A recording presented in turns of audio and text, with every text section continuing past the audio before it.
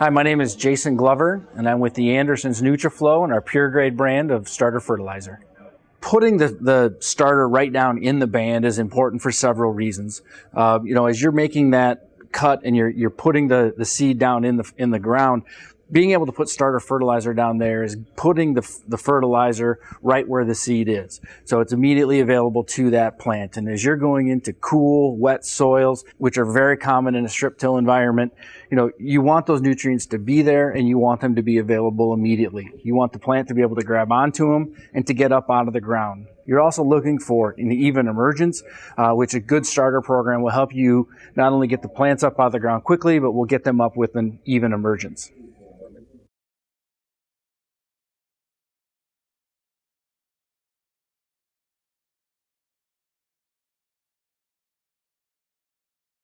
Pure grade has several advantages, going down in furrow.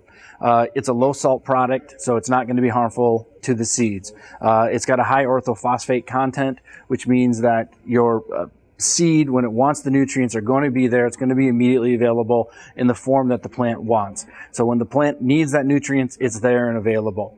It's also non-corrosive, so it's very easy on your equipment.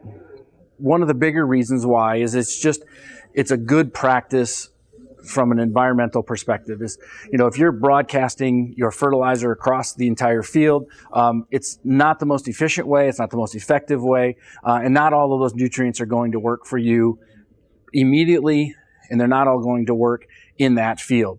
By putting the early nutrients down in furrow, it's highly effective, it's very efficient, and those plants are able to get the nutrients they need immediately to get up out and get that good root system developed. And I think that's the other point, is you want a good root system so you can capture all the nutrients that are in the soil, and that's part of what a good starter program will do.